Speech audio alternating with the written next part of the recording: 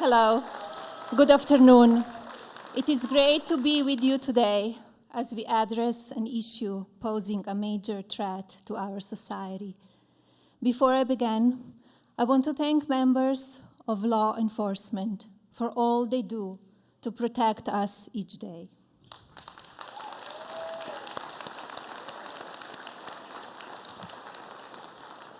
You are each heroes, and this administration will always honor your life-saving work. In my role as First Lady, much of my focus has been towards understanding the negative effects the opioid epidemic is having on our children and young mothers. I have seen firsthand both the medical and personal results of this crisis. Last month, I visited Cincinnati Children's Hospital in Ohio and met with doctors and nurses who shared their research on neonatal abstinence syndrome, or NAS. NAS is heartbreaking development in newborns who are exposed to opioids before they are born. Many young mothers are not even aware of this disease, so we must continue to educating them about the real dangers of opioids on unborn babies. More recently, Betty Henderson shared with me a tragic story of losing her son to drug addiction. She suffered a pain no parent should ever have to endure, the loss of a child. Unfortunately, her story is just one of many because of this epidemic. I'm grateful to people like Betty who have the courage to share her story in an effort to raise awareness. And while this crisis has taken hold of our country, the American people have responded. The results can be seen in the creation of Lily's Place in West Virginia, a care center that takes in tiny infants with NAS and nurtures them back to health. Real progress is also being made because of the hard work by doctors and nurses across the country who have taken special interest to research and offer resources for those addicted to opioids. I'm proud of this administration's commitment to battling this epidemic. Just a few weeks ago, we held another opioid summit at the White House, where multiple panels came together to help all affected by drug addiction. I'm honored to be here with you all today and to work alongside so many people across the country with the shared goal of ending this battle. Thank you to the Manchester Community College for having us today. And now I would like to introduce my husband, the President Donald Trump.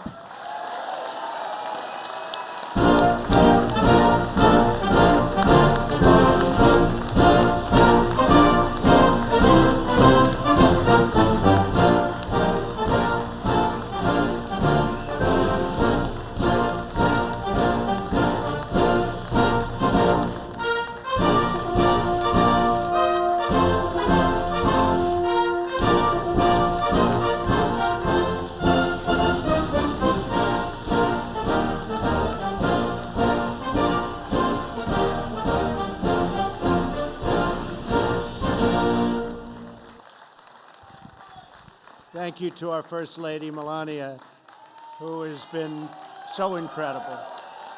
Thank you. And we are blessed to have you as our First Lady. Really are. It's great to be back in the beautiful state of New Hampshire.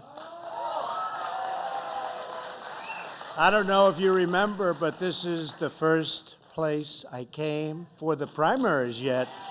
And this is the room right here, so I like this room. This has been a good room. We're honored to be joined by your wonderful and very talented governor, Chris Sununu. Chris, thank you. Thank you, thank you, Chris. Oh, and there's another talented governor. Governor Sununu, stand up.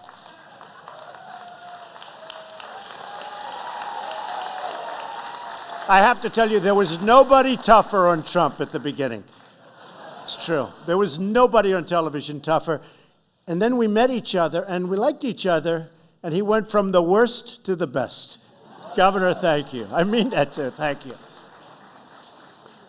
I want to thank also Attorney General Sessions and Secretary, thank you, Jeff, Secretary Azar, Secretary Nielsen, and Surgeon General Adams for joining us at this very important event.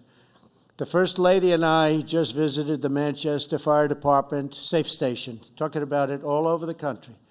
The Fire Chief, Dan Goonan, and all of the first responders with us today, thank you. You've been incredible, and you're saving American lives. We're also joined by a number of law enforcement officers who we love. Our police, DEA, ICE, Border Patrol agents, and customs officers work night and day to keep drugs out of our communities and criminals off of our streets.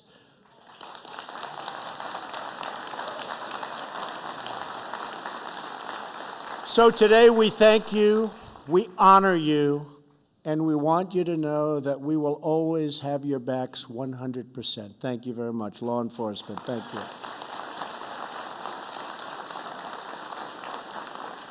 I especially want to acknowledge all of the families with us today who have endured terrible hardships because of the opioid crisis, and especially those who have lost precious loved ones. I've been saying this for a long time, and it all started right here in New Hampshire because I see what you're going through, about as bad as there is anywhere in the country. And I said I'd be back, and we are back, and we're pouring a lot of money and a lot of talent into this horrible problem. And we pledge to honor the memory of those you lost with action and determination and resolve. We'll get it. We will not rest until the end. And I will tell you, this scourge of drug addiction in America will stop. It will stop.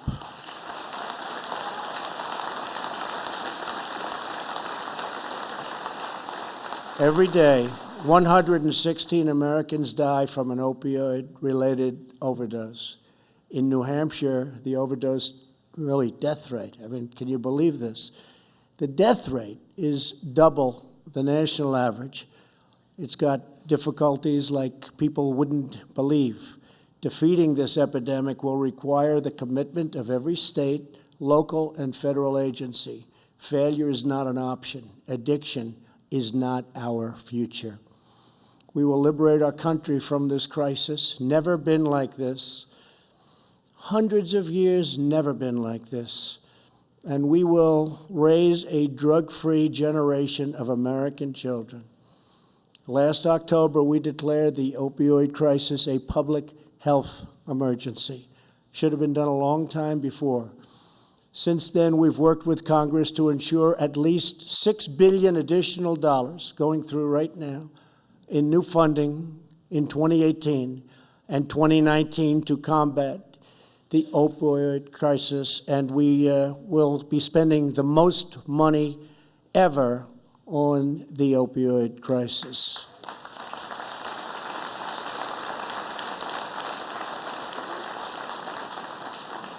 On our most recent National Prescription Drug Take-Back Day, people across the country turned in more than 900,000 pounds of unused or expired prescription drugs, more than the weight of 3 Boeing 757s.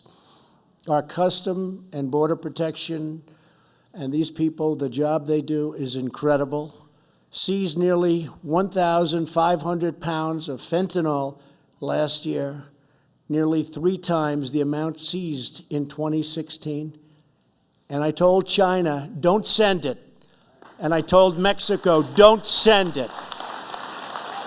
Don't send it. In 2017, ICE arrested criminal aliens with 76,000 charges and convictions for dangerous drug crimes. Last year, the Department of Justice prosecuted more than 3,000 defendants in cases involving opioid all of the trafficking and the related crimes, 3,000 cases, including a pharmacist, a physician's assistant, and an opioid trafficker, each charged with committing serious drug crimes in New Hampshire. Whether you are a dealer or doctor or trafficker or a manufacturer, if you break the law and illegally peddle these deadly poisons, we will find you, we will arrest you, and we will hold you accountable.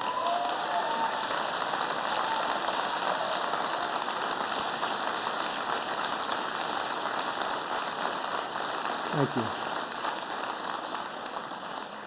Here in New Hampshire, I applaud all of the drug enforcement agents and law enforcement officers who recently coordinated Operation Granite Shield, an 18-hour enforcement action targeting drug traffickers that resulted in the arrest of 151 people. These are terrible people, and we have to get tough on those people, because we can have all the blue ribbon committees we want, but if we don't get tough on the drug dealers, we're wasting our time. Just remember that. We're wasting our time.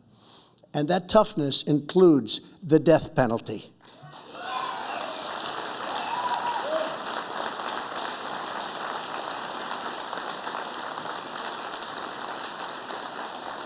You know, it's an amazing thing. Some of these drug dealers will kill thousands of people during their lifetime. Thousands of people. And destroy many more lives than that. But they will kill thousands of people during their lifetime. And they'll get caught and they'll get 30 days in jail. Or they'll go away for a year. Or they'll be fined. And yet if you kill one person, you get the death penalty or you go to jail for life. So if we're not going to get tough on the drug dealers who kill thousands of people and destroy so many people's lives, we are just doing the wrong thing. We have got to get tough. This isn't about nice anymore. This isn't about committees. This isn't about let's get everybody and have dinners and let's have everybody go to a blue ribbon committee and everybody gets a medal for frankly talking and doing nothing. This is about winning a very, very tough problem. And if we don't get very tough on these dealers, it's not going to happen, folks. It's not going to happen. And I want to win this battle. I don't want to leave at the end of 7 years and have this problem. Okay? I don't want to, right? Okay. Thank you.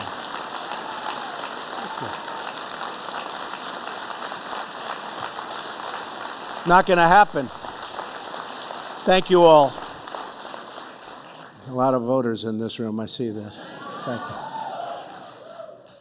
No, we're going to solve this problem. We're going to solve it with brains. We're going to solve it with resolve. We're going to solve it with toughness. Because toughness is the thing that they most fear. That's what they most fear. So to the brave agents and officers, thank you for protecting us all. Last year, my commission on combating the incredible crisis of opioids issued 56 recommendations. My administration agreed with all of the commission's goals, and we've worked aggressively to put them into action. Today, I'm here to announce additional steps that we're taking as part of our nationwide initiative to address the opioid crisis and, by the way, the drug crisis, the general drug crisis. First, we're taking action to reduce drug demand by preventing Americans from becoming addicted in the first place. So important.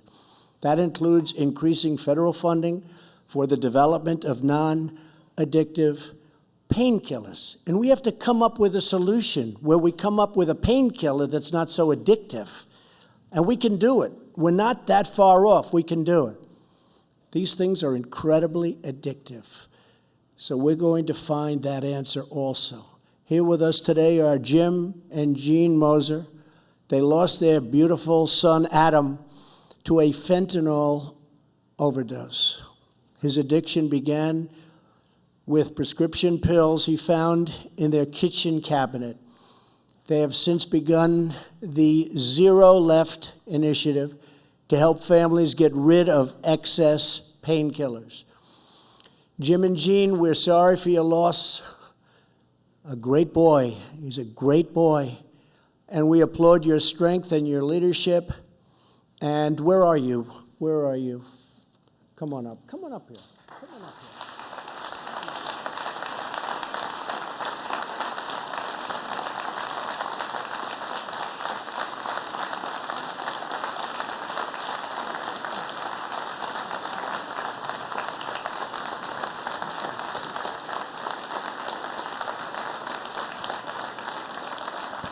Tell us about your boy. Wow. Adam was our oldest son. He was a great kid. He was a smart kid. Grew up out in rural East Kingston, New Hampshire. He had a degree in actuarial science, which, as many of you know, that's the science of forecasting risk. He was the kind of kid that made you feel really good about yourself. You give him 5 minutes, you really liked him. And, he just made a bad choice one night, as smart as he was. He found his way into our kitchen cabinet, and sadly, the rest is history. He got hooked on it and had to go to the street eventually, and he found fentanyl. And he's been gone for 2.5 years, and we miss him every day. Thank you. Thank you, darling. You take care of Thank yourself, you. okay? Thank you. All right. Thank you very much. Thank you. Take care.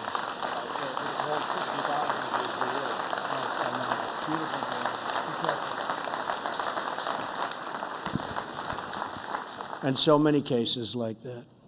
We're also taking action to prevent addiction by addressing the problem of over-prescribing.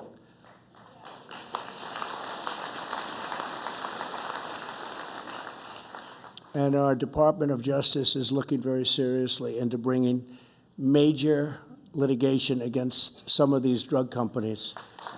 We'll bring it at a federal level.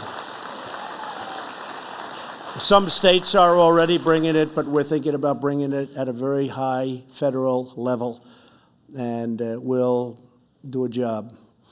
We're going to cut nationwide opioid prescriptions by 1/3 over the next 3 years. We're also going to make sure that virtually all prescriptions reimbursed by the federal government follow best practices for prescribing. We'll ensure that opioid addiction is not subsidized by the American taxpayer. The best way, so important, and the best way to beat the drug crisis is to keep people from getting hooked on drugs to begin with. As part of that effort, so important, and this has been something that I've been very strongly in favor of, spending a lot of money on great commercials showing how bad it is, so that kids seeing those commercials during the right shows on television or wherever, the internet, when they see these commercials, say, I don't want any part of it. That's the least expensive thing we can do, where you scare them from ending up like the people in the commercials. And we'll make them very, very bad commercials. We'll make them pretty unsavory situations. And you've seen it before. And it's had an impact on smoking and cigarettes. You see what happens to the body. You see what happens to the mind. So we're announcing a new website, crisisnextdoor.gov, where Americans can share their stories about the danger of the opioid addiction and addictions.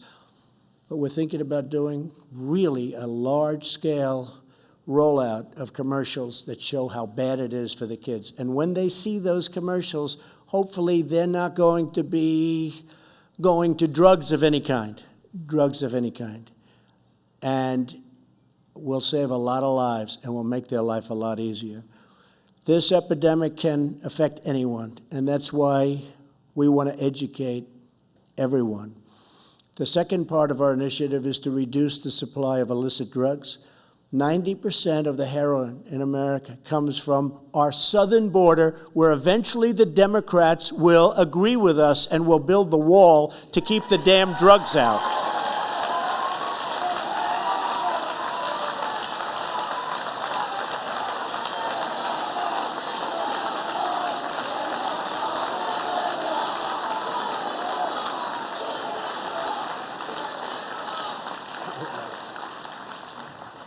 Pretty amazing.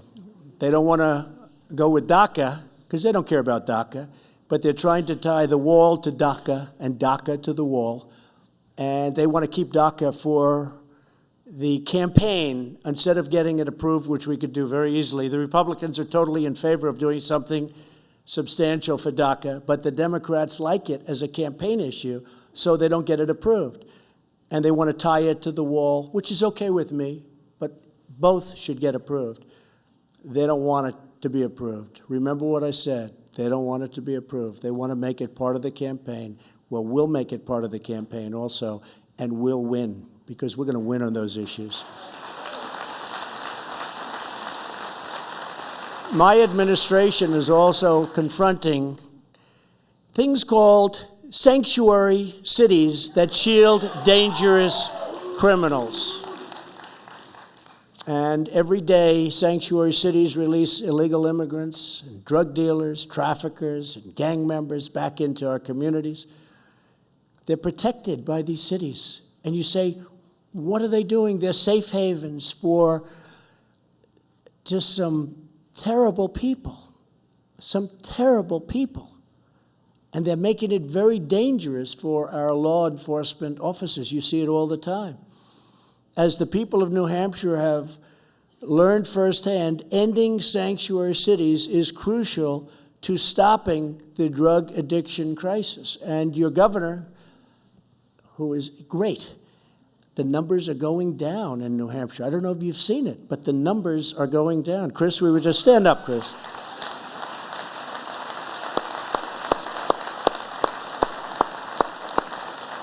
It's really one of the few bright spots where the numbers actually are going down, and that's a tremendous achievement. Thank you, Chris.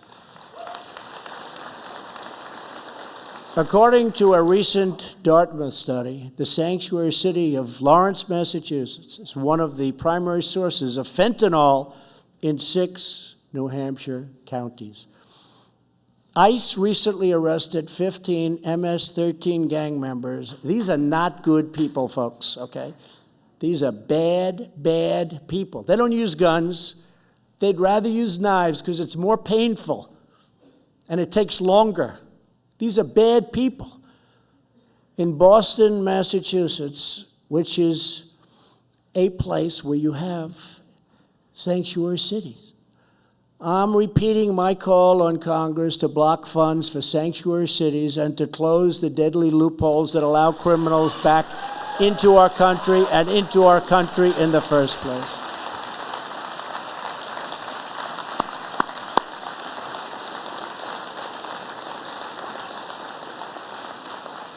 You know, some things are very understandable. We have lots of issues where we're on both sides of an issue, and you can understand the other side even though you don't agree.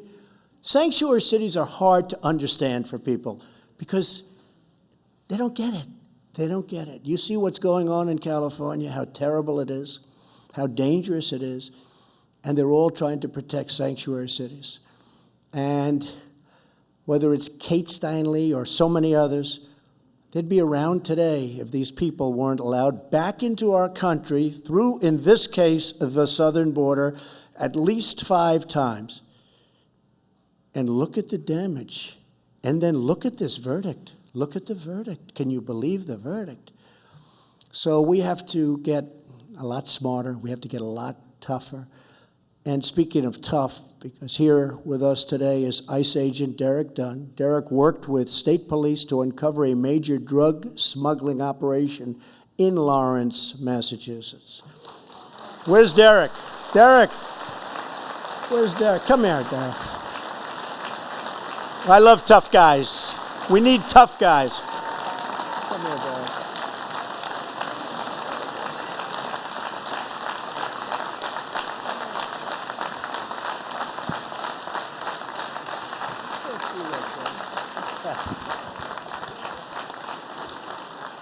Just want to say thanks for everyone being here, and it's been a battle. It's been an absolute battle for our counterparts here at DEA and FBI and everybody, all the law enforcement, state police, and the local police. It's been an absolute battle.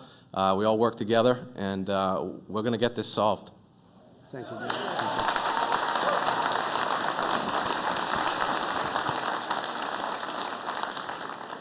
He didn't know he was going to do that. And you didn't know you were going to do that, but that's in honor of your boy, right? It made a big impact. I also want to mention ICE agent Ron Moran and Manchester police detective Patrick McGuire. They helped lead the team that arrested a terrible human trafficker who used opioids to harm, in a very violent way, his victims. Thank you both for bringing the trafficker to a very strong and swift justice. Where are you guys? Thank you. Stand up, fellas.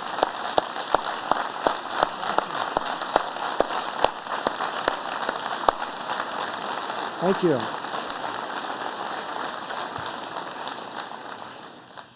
We're also shutting down illegal online marketplaces and preventing drugs that come from China and other countries from bypassing our borders, and we're getting very tough on it. It's not that we have a choice. We don't have a choice. We can be nice, and we can be soft and weak, and you're not going to have a country left. So we have to strengthen up our laws so that we can do what we have to do. We have to stop this from happening. Drug traffickers kill so many thousands of our citizens every year, and that's why my Department of Justice will be seeking so many much tougher penalties than we've ever had, and we will be focusing on the penalty that I talked about previously for the big pushers, the ones that are really killing so many people, and that penalty is going to be the death penalty. If you look at other countries, I've gotten to know the leaders of many countries, and I won't mention names, but you know the countries I'm talking about. I go around, how's your drug problem? We don't have much of a drug problem. What do you mean you don't have a drug problem? Well, we don't have. I say, how come? We have zero tolerance for drug dealers. I said, what does that mean? That means we have the death penalty for drug dealers. We don't have a drug problem. Take a look at some of these countries where they don't play games. They don't have a drug problem. We have court cases that last 10 years, and then they get out at the end. We got to be tough. We have to be smart. We have to change the laws, and we're working on that right now. The Department of Justice is working very, very hard on that. But the ultimate penalty has to be the death penalty. Now, maybe our country's not ready for that. It's possible.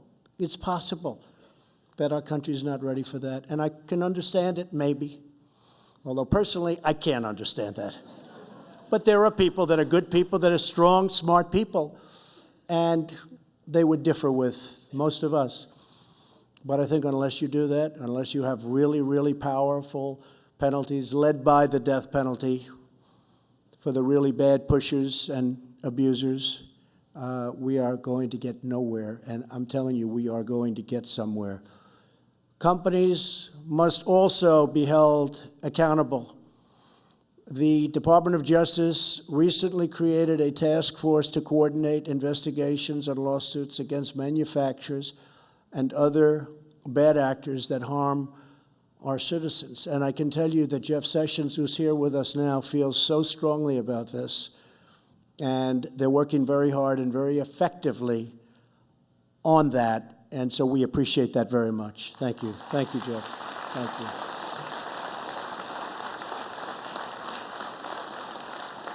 I can think of nothing more important. The third part of our initiative is to get life-saving help to those who need it. We're going to make sure our first responders have access to life-saving, overdose-reversing drugs, which, by the way, are amazing. Here with us today is Mike Kelly, the president of Adapt Pharma. Adapt Pharma makes an overdose-reversing drug for opioids, which I've watched and seen work. It's called Narcan. It's actually incredible. Today we applaud Adapt Pharma's decision to provide free Narcan to all high schools, colleges, and universities in America. I'd like you to come up, Mike. Come up. Where's Mike? Come up, Mike.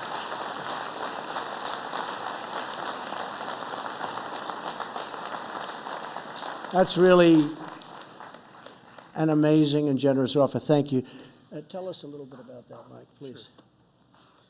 So ADAPT is a small company that has a big job, which is to reverse overdoses. And we've provided for free of charge 4 boxes to all colleges and universities in the United States, 2 boxes free for every high school in the United States, as well as educational awareness for the nursing departments as well as the faculty to train and teach everybody about the dangers of opioids and the risks, and also the benefits of having Narcan nasal spray near where opioids are.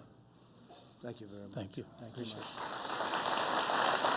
Thank you, Mike. It's amazing, generous.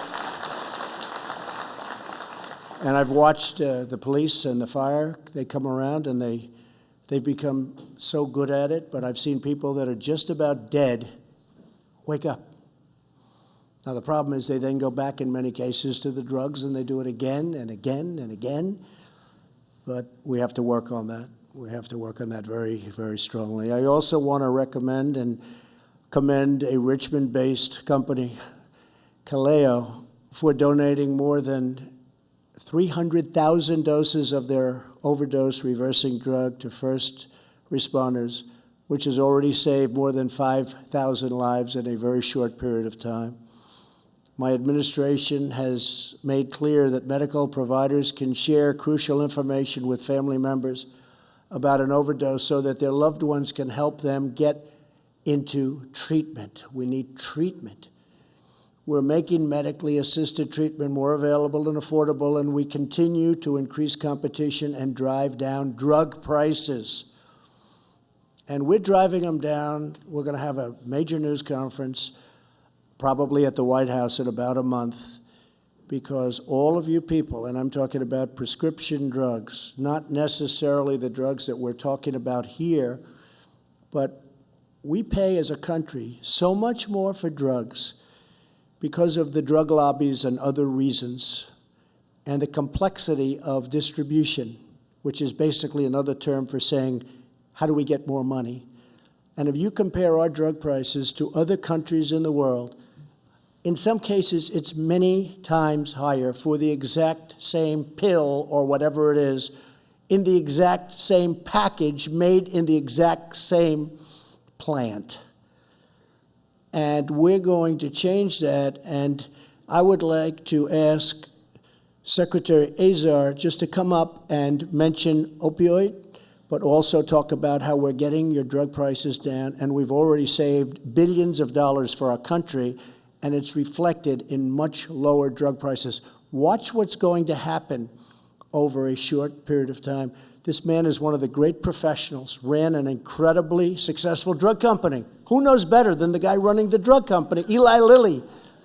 And that's your company, right, or was? Now you're on the other side, though. So nobody knows better. The most respected man in that industry, and we got him to work because he loves our country. Would you tell them a little bit about what you have planned for drug prices and also opioids in terms of stoppage, please? Secretary.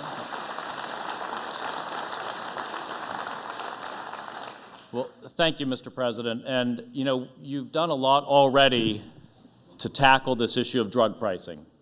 So last year, the FDA approved more generic drugs than it ever has in its history. And that brings prices down for patients, for the system, for everybody. You also changed the rules so our senior citizens pay less out of pocket for their drugs. That's $3.2 billion that they're paying less out of pocket for their drugs when they go to the pharmacy. And then we're going to be rolling it, as you mentioned, in about a month, a whole slate of other proposals around how we decrease the price of drugs and how we bring discounts that the middlemen right now are getting, how those will go to our patients, to individuals. Now, we're attacking this with the same level of action, determination, and resolve that you're bringing to the opioid crisis. And that's where we're focused on prevention and getting that 1/3 fewer illegal opioid prescriptions to our people. The second is stopping the illicit flow of these opioids into our country. And the third is compassionate treatment for people, evidence-based, science-based, compassionate treatment that can help people recover and stay away from relapse. So thank you, Mr. President, for your leadership. Thank you, Alex. You'll be seeing drug prices falling very substantially in the not-too-distant future, and it's going to be beautiful. And I want to thank also Scott Gottlieb. Scott is working on different things, but one of them is called Right to Try. Do you know what Right to Try is? These are for people that are terminally ill. And there are very, very good-looking combinations of things, or pills, medicines, potential cures, and they're terminal, and they're not going to be living much longer. And we don't have the right to give them these experimental drugs or these early stage drugs that really show promise for whatever reason. But they say because they don't want to harm somebody, if you can believe it. They don't want to harm. So the people will oftentimes go to foreign lands, foreign countries. They'll do anything. They want hope. They want hope. Right to try. So we're working with Congressman Greg Walden and numerous other senators and congressmen, and I think we're going to have good luck. The Democrats have been pushing back on it, but I think many of them are also coming along. It's called Right to Try. A patient is terminal. There's good progress made with a certain drug. We're going to make it possible for that patient to get that drug. And maybe it's going to work. It's hope.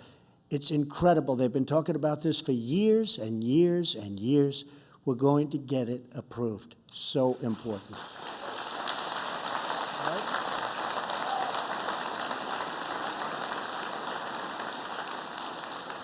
To further expand treatment, I'm also calling on Congress to change the restrictive 1970s-era law that prevents Medicaid from paying for care at certain treatment facilities with more than 16 beds.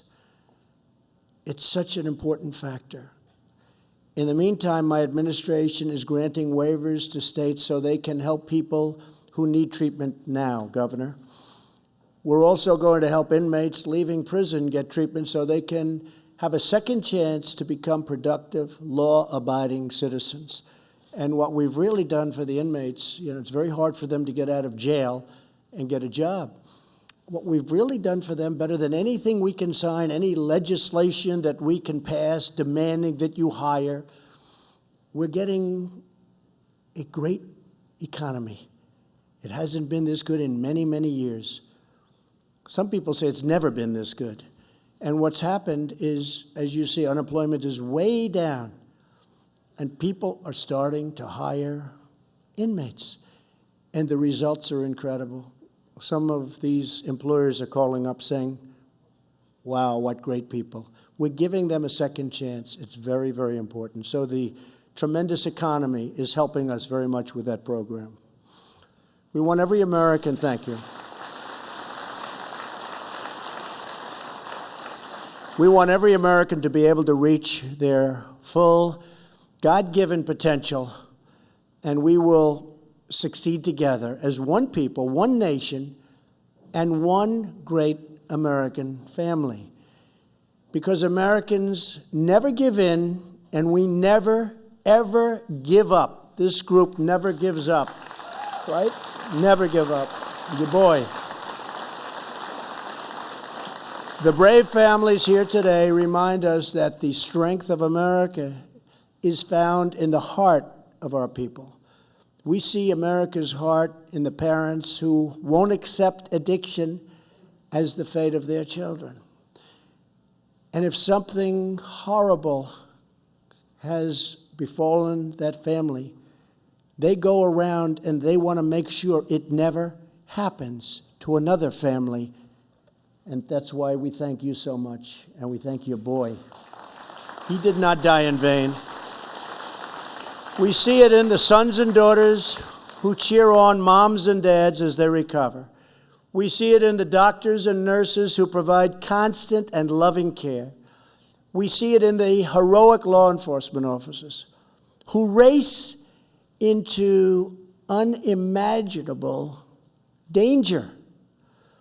We see it in EMTs and firefighters who act so quickly to save so many lives. And we see this American heart in the men and women who fight every day to help rescue their fellow citizens from the grips of addiction. These are the courageous souls who remind us that for America, there is nothing beyond our reach, nothing at all. Nothing. We will defeat this crisis. We will protect our beautiful children, and we will ensure that tomorrow is better, brighter, stronger, and greater than ever before. Because as long as we have trust in our citizens, pride in our country, and faith in our God, we will not fail.